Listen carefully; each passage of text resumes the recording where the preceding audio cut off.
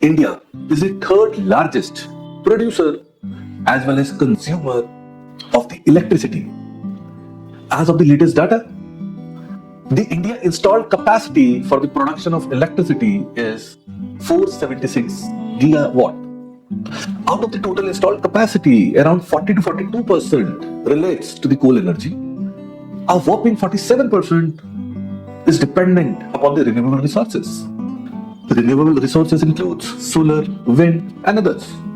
And the remaining 5% is primarily through the nuclear resources. The coal-based power plant remains a backbone of the Indian economy since ages.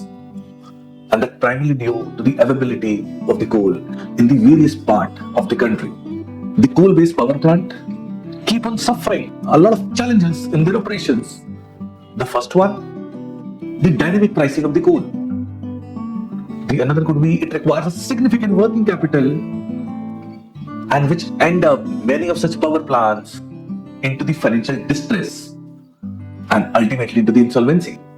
Today in this video, I will be diving into one of the recent acquisition by the Adani Group relating to Vidarbha Power Plant, which was owned by the Reliance Power, a coal-based power plant for an amount of 4,000 crores. This isn't a story of the acquisition, but a landscape change in the India's power sector. Hi, I'm Akhil Ahuja, and at Mevent, we help the financial distress company to be on track, either through the insolvency process or otherwise, apart from various other ancillary services relating to the restructuring scheme. Vidarbha Industries Power Ltd, having a whopping debt of more than 6,800 crores of rupees, entered into the insolvency last year. The company's power plant is situated into the Nagpur, primarily due to the availability of the raw materials from the nearby locations.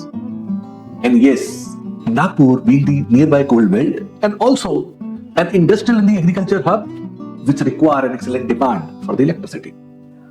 The power plant is having an installed capacity of 600 megaton and the Adani Group has bought this from the lenders at a whopping amount of INR 4,000 crores, which makes the acquisition at INR 6.6 crore of rupees for per megawatt. In the last couple of years, there are a lot of acquisitions that has happened, including various transactions where Adani acquired multiple other plants also. All such acquisition has happened in the range of INR 2 to INR 3.5 or maximum 4 crores per megawatt. And the current acquisition is closed at INR 6.6 crore per megawatt. There is a significant valuation jump in this transaction as compared to the other transaction that has happened in the past 2 years. And due to the same, the haircut that was there in the previous transaction that had happened through the insolvency regime reaches to 75%, whereas in the current acquisition, the haircut is 40%. And also, in the last couple of years, the market relating to the stress asset is also getting more efficient due to the involvement of the more players into the market, due to the lot of rules and regulations that has been captured in by the regulators, by the governments, by the judiciary, which results in the maximization of the value of the distressed assets.